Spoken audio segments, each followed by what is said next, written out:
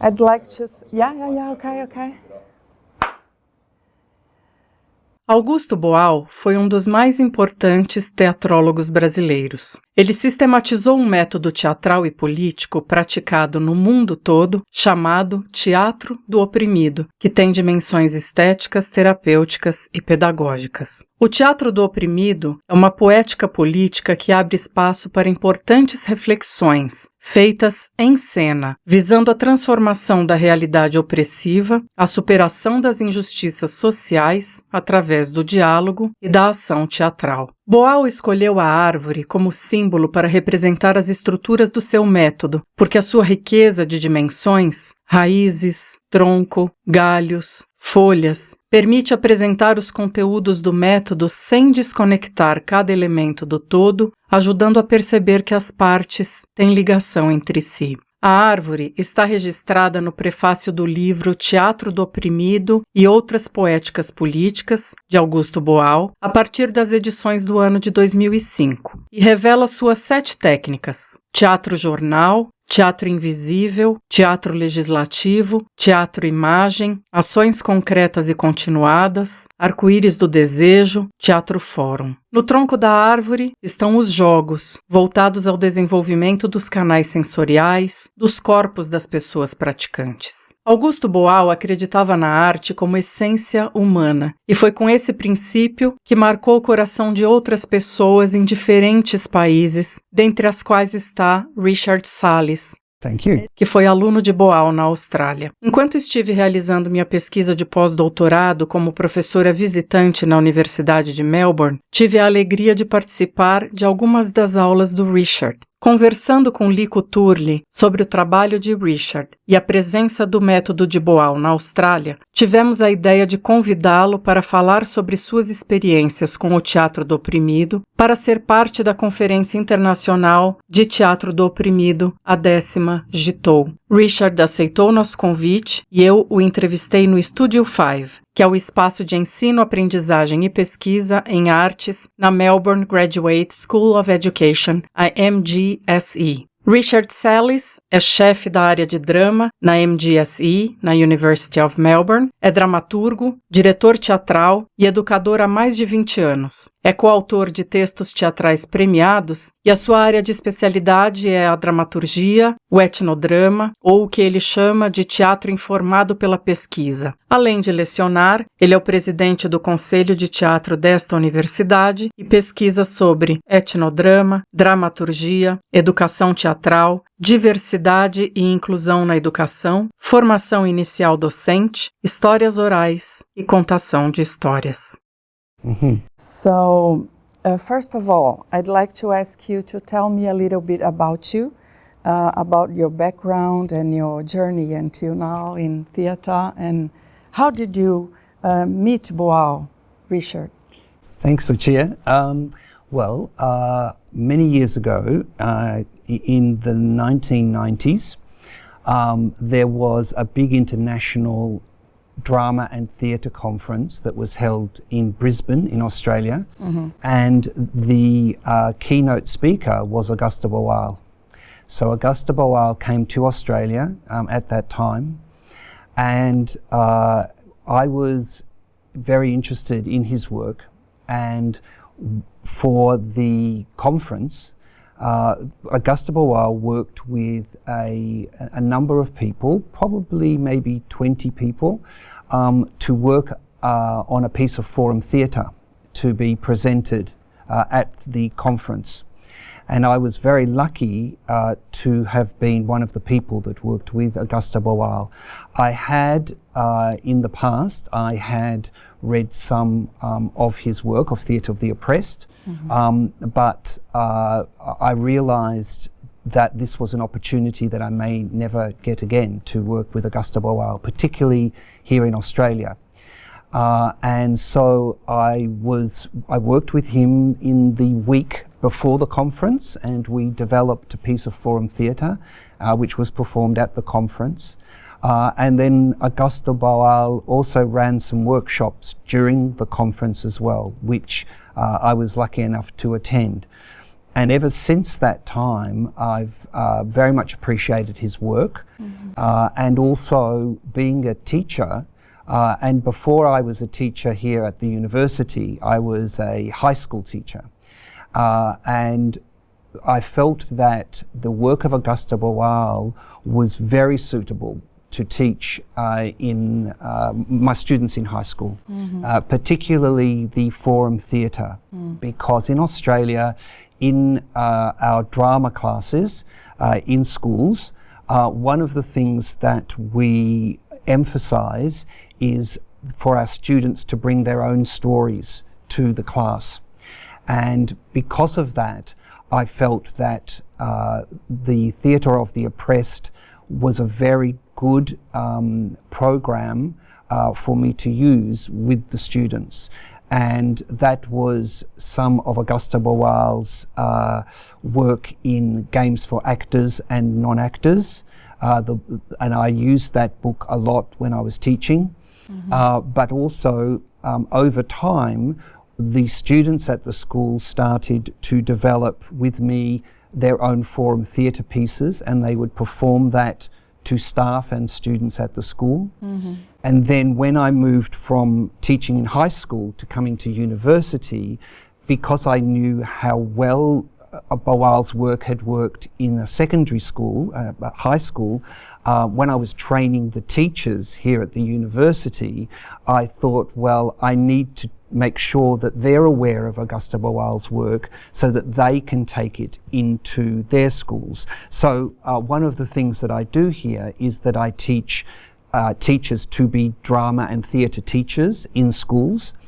And also in Australia, our primary school teachers, they also take part in drama classes as part of their training. And even though it was a different approach, I still used some of the work from Augusto Boal with the primary school teachers. And one of the things that I think is really important to say is that in Australia, for many years, the work of Augusto Boal has been used in schools. But, and I was only saying this to one of my classes the other day, that over time, whilst the activities are still being taught, a number of teachers aren't aware that Augusto Boal was the founder of those. And so I feel, for me, being a lecturer here at the university, it's very important for me when I'm training teachers to make them aware of not only the activities, but the origins of those activities, and also Boal's philosophy as to why he created those activities in the first place, and why, as educationalists, they should know about the work of Augusto Boal. This is amazing, because in one of your classes that I attended, I saw you, I talked to some students, and they told me by the end of the class, I already did this when I was in high school with my theater teacher, but I didn't know it was Boal's technique. So this is an important thing. Do you think that you are the only professor at the universities here around? Because Boal is taught in schools in Australia, right? But sometimes, as you said, they don't know this is Boal's technique. Yeah. And do you think you have more colleagues, friends, mates that are trying to do the same thing in Australia, teaching Boal's techniques, mentioning this is from Augusto Boal? Yes, so we're here in the education faculty. At the university we have an arts faculty as well, and also we have a actor training school, the Victorian College of the Arts. I know that at the Victorian College of the Arts and also in the arts faculty, the work of Augusto Boal is taught, but that is taught more for actor training. So the techniques, say for example, that may be in the text, Games for Actors and Non-Actors, certainly they would be used as part of that actor training. We call it training here in Australia. You probably have a different term in Yes, we talked Brazil. a little bit about Yes. it. Yes, we use formação or education. Yeah, we prefer that. So certainly we're talking about the same thing. So the formation or the education of those actors, or people that are interested in theatre history as well. So in the arts faculty, Boal would be taught more about being a pioneer or an innovator in theatre, and in the arts faculty, the students would probably learn more of the theory around Boal, and they may do some of the exercises to demonstrate, but they'll be learning more about Boal the person and Boal's techniques. In the VCA, or the Victorian College of the Arts, those people there who are being educated as actors, they would actually do some of Boal's work on the floor. They would actually participate in workshops and so on. Interestingly, we had another guest lecturer here only a couple of weeks ago who had trained at the Victorian College of the Arts, and when he ran an activity, I said to him, "Oh, that's a Boal activity," and he said, "Yes, we have learnt about Boal when we're doing our training." But I guess the difference is that here we're training teachers, and we're training teachers who some of who will go out into the world as theatre and drama teachers, and others who will go into the world as generalist primary teachers. So in that way, Boal's work is also finding a home, but within our teacher training courses. So you are telling me that Boal is relevant in Australia, both to drama teachers and teachers that are going to teach in primary schools or generalistic teachers. But do you think you have enough material? Are all his books translated into English? I'm aware that they are. However, interestingly, I'm not sure how you say it in Brazil, but the aesthetics of the oppressed. The same thing. Yeah. So that's a book that is new to me. Was new to me. That was the last of the books. I mean, I know it was his 6th book, but it was a book that I only came to know a few years ago, and it's filled in some gaps for me in terms of his philosophy. And also his Marxist philosophy as well. And also I learnt more in many ways because it was in his own words as well. So I have read a lot about Boal, but to actually have Boal talking to me through the book was a very different experience. And I felt also, I really very much like that book, and I like it also because even his sense of humour comes through in the book as well. And I feel I know him more now by reading that book. It's not a book that I have set my students to read, but it certainly informed my teaching of Boal. I now feel more confident that what I'm teaching is aligned with his ideals, his philosophy, and some of the examples that he gives, some of the very particular examples that he gives. I've now started to use some of those examples, or I've thought of Australian equivalents to those examples. But as an educator, as a university lecturer, I feel I'm surprised I didn't get to know that book sooner. But also now that I have read that book, I feel I feel even more so that I'm doing the work of Boal with my students. Wonderful. We are always learning, right? Yeah. Always learning. And about that, Yeah. do you use the estética do oprimido technique, which is the last technique Boal developed with his team by the Center of the Oppressed in Brazil, in education, in the community, in your art projects? You were already telling me about it, but can you tell me a little bit more about this? Yes, so I'm now finding more ways in which to use it. And one of the things about our courses here is that we also run, which is the class that you would have seen, Lucia, which is for our undergraduate students. So here at the University of Melbourne, what we do is that we have our course here at the university is such that students every semester, every half year, they go out of the faculty that they're training in to a different faculty to do a subject. And so we have students from many different faculties, commerce, the arts, science, architecture, who will come to our education faculty. And it's interesting because they come with a very different purpose for why they come to us. And some of them do come because they're... Sorry to interrupt, but Boal would love this, wouldn't he?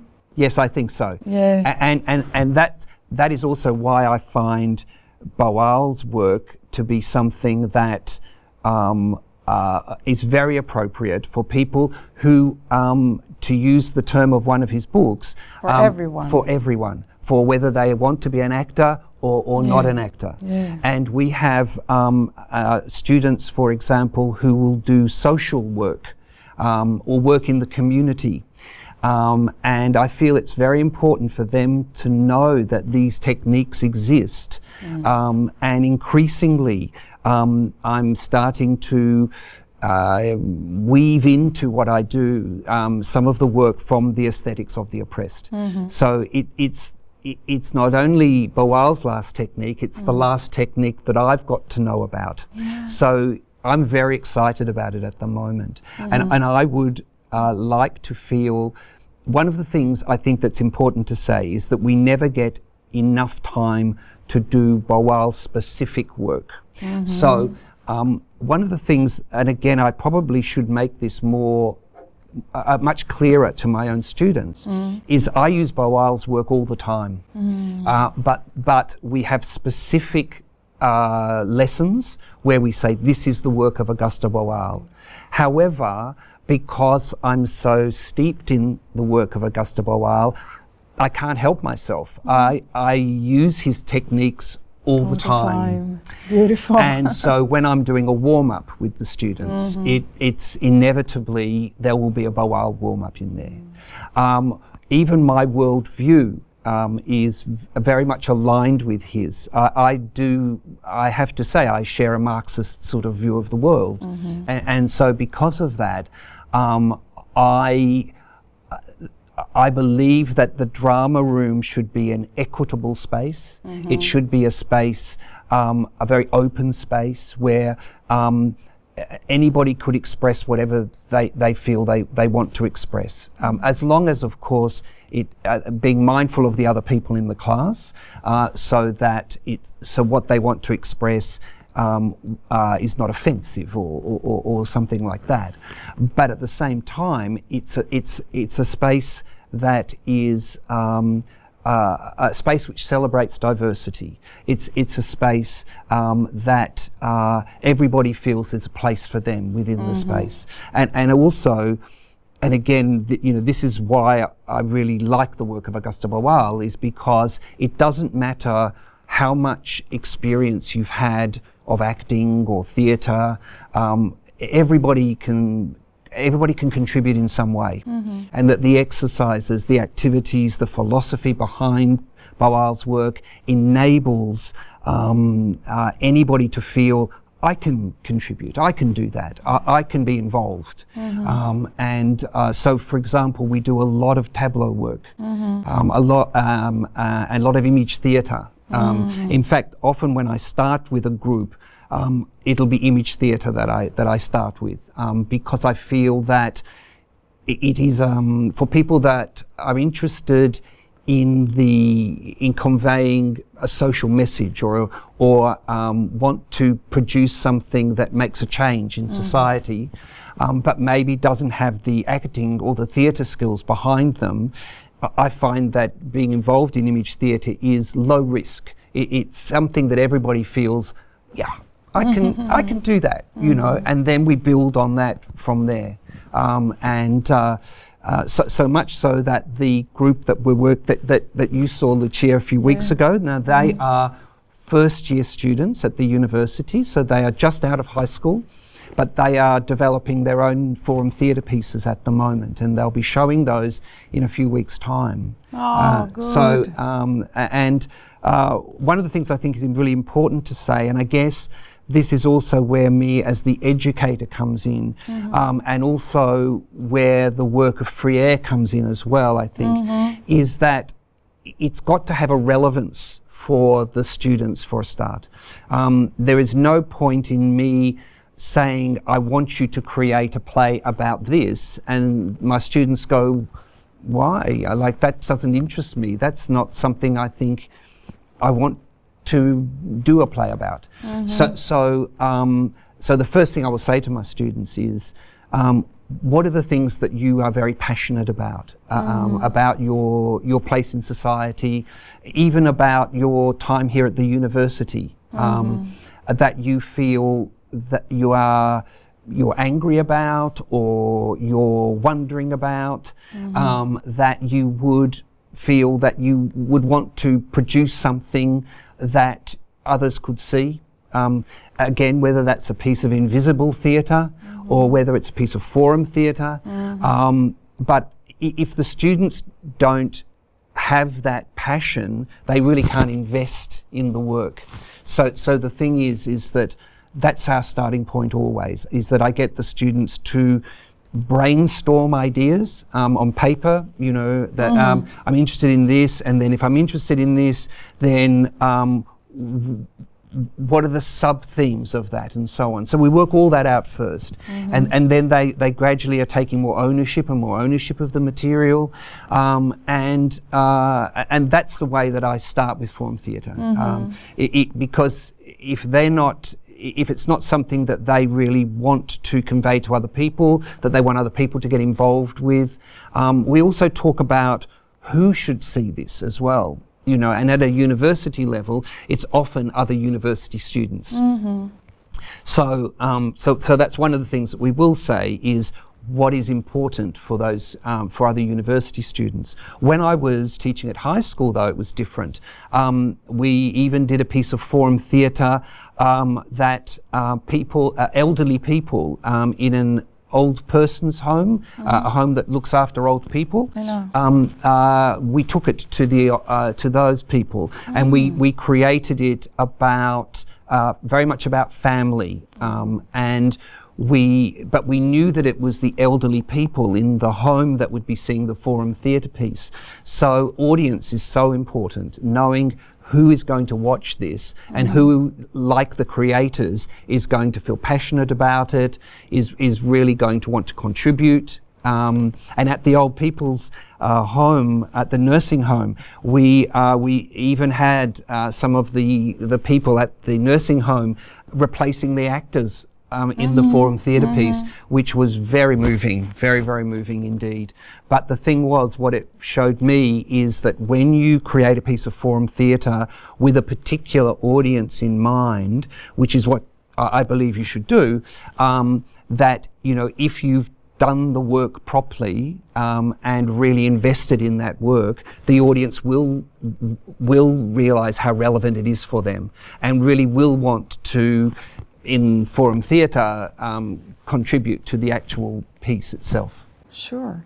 I think this was one of the most important things for Boals, right? For Boal, the audience to be part of everything, to Yeah. criticize, to think together, to create together. And to be incensed, Yeah. angry about what they see when you have the oppressed in the piece. And with that particular piece, it was about a family who were going to, they had an elderly relative that the family couldn't look after anymore, so they wanted to put her into a nursing home. And so she was the oppressed because she didn't have much say in that. She was being almost forced into the nursing home, and the people in the nursing home in the audience could really relate to that, because some of them, that had happened to them. And I didn't know whether anybody would come into the piece of Forum Theatre, but hands went up, you know, because people could really relate to, you know, to what so obviously we'd found something that the audience really felt had it either happened to them or knew people that it had happened to, and wanted to speak on behalf of the oppressed person in this situation. This is amazing. Richard, as long as you mentioned Freire, I'd like to ask you something about him. Do you make some analogies or approximations between the methods of Paulo Freire's pedagogy of the oppressed and Augusto Boal's theatre of the oppressed? Yes, so here in Australia, Freire, we study a lot of his work in terms of teacher education. So when our teachers are being educated, they've learnt a lot about Freire's work. However, very few would know the connection between pedagogy of the oppressed and theatre of the oppressed. And so one of the things that I think is important for me, whether I'm educating drama teachers or whether I'm educating other teachers who are going to be maths teachers or science teachers, it's important for them to know that if they want to see Freire's work in action, that they should go and experience or maybe look up a YouTube clip of Boal's work, because there you actually see that pedagogy in practice in a way that I think for a lot of educators it fills in the gaps. It makes a lot of sense to them. And it's surprising how many people don't know of Boal, who say they don't know of Boal. But then when I say to them, now when you were at high school, hands up those who did drama or theatre at high school, and they put, you know, quite a lot put their hand up, because drama and theatre is very popular in high schools in Australia. And then I say, did you do this exercise? Yes, we did that exercise. Did you know that it was developed by Augusto Boal? No, we never knew that. And so I think that teachers sometimes have seen some activity of Augusto Boal, maybe at a conference, maybe the person running it at the conference mentioned that it was the work of Augusto Boal or didn't mention it, but when they take it back to their classes, they don't attribute that work to Boal. So on the one hand, I would say that both Freire's work and Boal's work is present in our classrooms in Australia, but in the same way that perhaps teachers don't say to their students, I am influenced by the pedagogy of the oppressed, they are less likely also to say, this is theatre of the oppressed, or the aesthetics of the oppressed, or this activity I'm running with you now comes from games for actors and non-actors. So they'll run the activity, but they won't attribute it to the person, which I think is where I feel my work is to is to make sure that teachers attribute that more. So, for example, in a drama class in Australia, a teacher might run an activity and say that's an activity that Stanislavski developed, or that Peter Brook developed, or something like that. But for some reason, they don't necessarily attribute it to Boal, and I think that's where we have more work to do. So on the one hand, yes, Boal's work and Ferreri's work has permeated into schools in Australia, but they're not always credited for the work that they've done. Oh, I see. Richard, just for us to finish this beautiful conversation, I'd like to ask you if you remember a situation, a moment you had in your history, in your journey concerning Augustus Boal work, because I was thinking that he always loved to teach, telling us stories about situations the actors lived. That's why he created all his work, right? It was in place. Everywhere. When he was abroad, he was trying something different and not understanding the language, the Spanish. He created the invisible theater. And so it was always in context, in place. So my last question for you is do you remember a situation that you lived as a professor, as a theater teacher, to tell us about with Augusto Boal technique? Yes, I can think of one that comes immediately to mind. So when we teach the work of Augusto Boal, we give the students opportunities because there's so many different techniques, and obviously they all come from the same philosophy, but they're various different techniques. And one of them is invisible theatre. And one of the things that I always say, and I don't feel that I'm misrepresenting Boal when I say this, which is that I say with invisible theatre, if the audience realises that you're acting, then it's not been successful. In a way, the audience should be feeling that this is a real conversation or a real action that is actually taking place, even though the actors may have planned what they were going to say beforehand, but obviously it could go in many different ways. So there would be improvisation involved, but that the people engaged in the invisible theatre would have worked out, well, you say this and I say this to start, and then we go from there. And one day, a couple of my students played a trick on me and the class. Because they had been working on a piece of invisible theatre outside of class, and it was about a student who was always late for class, and she was always late for class. And we always knew she would be late. But on this particular day, the two students and her had worked a piece of invisible theatre. So when she came late, the students really told her off in front of the whole class. And the whole class looked to me as the lecturer, as the teacher, to say, you should do something, you know. However, I suspected very early on that it was a piece of invisible theatre, because these people weren't the sort of people that would have that sort of argument. And so I let it run for a little bit of time. And then a few other students in the class started to laugh, and they had picked up that it was a piece of invisible theatre, and they started whispering to each other that it was a piece of invisible theatre. And then the whole class just started to clap, because it had been a very successful piece of invisible theatre.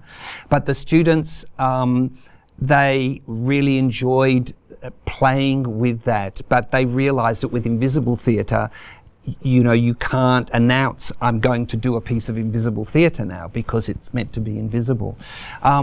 We have had situations with students, though, which I'm very gratified with, that with invisible theatre, on a train, they may start having a conversation on a train that they've learnt from the Boal technique that gets people thinking. In Australia, we talk about politics a lot. We're very comfortable talking about politics. And so some of my students told me last year that they were on a train and they did a piece of invisible theatre because we had an election coming up early this year, and they were taking the view of the two different leaders of the different parties that were going to be at the election, and it worked because people on the train started to be in the conversation as well. And I said to them that they should be very proud of that and that Boal would have been very proud of that, because that for me is really what invisible theatre is really like. But at the classroom level though, it was very successful as well. But it just shows that with good preparation and also with a purpose in mind, and I must say that with the student that was always being late, the reason that the students did the invisible theatre was that other students in the class had always given her a hard time for being late, and this brought that into conversation. And so it actually achieved its purpose because people in the class realised that it was really not that big a deal that she was late, and why did they worry about it? And so it actually achieved its purpose, and that's why I think that Boal would have been very pleased. That's meaningful, right? Because it was not about judging her or anything like that. It was about thinking together, probably, and beautiful, very and actually meaningful. giving her that support. Yes, that's really meaningful. Thank you. And I think I made a mistake, but it happens that when Boal didn't understand the Spanish, it was when he came up with the idea of the theatre image Yes. theatre, not the invisible, but it's okay. It is, yes, Yeah. with the frozen images, the tableaus, yes. yes. But it's okay, it will be there just for it's the emotion of the moment, okay? So people are gonna forgive me there. And Richard, I wanna thank you very much for this conversation. Thank this you. is amazing. And I couldn't finish before saying that this is a thing that happened because of our dear and a person that we love, that is Professor Lico Turli, that gave us the idea of having this conversation while I'm here in Melbourne with these good friends we have here from theatre. And I hope in my heart that we never lose these possibilities of exchanging ideas between Australia and Brazil to grow up together. Thank you. Thank you very much. And thank you, Lucia. Thanks, everyone. Saying goodbye like we were doing, I just remembered Well, thank you, that Lucia. yes, thank you so much. That's And great. it's an honor. I hope we meet again. And I hope so too. I have to tell you that I loved your classes. Oh, thank you so It much. was so much fun to be here. And I just loved that connection that you had. So I don't get to talk about Boal very often, so in an informal way with a colleague, So, I know. So to have that opportunity, and it just reminds me how much I love Boal's work when I talk about it, because, Oh, I'm glad. I could talk about it all day. Oh, I'm so glad. I think this is rich for everyone. Ryan, thank you so much. Thanks, Ryan. Ryan Potts. Brian, how long did that go for, just out of interest? About half an hour. Oh, that's good. That's a good video. That's a good It's amount gonna of be. time. Thank you. It's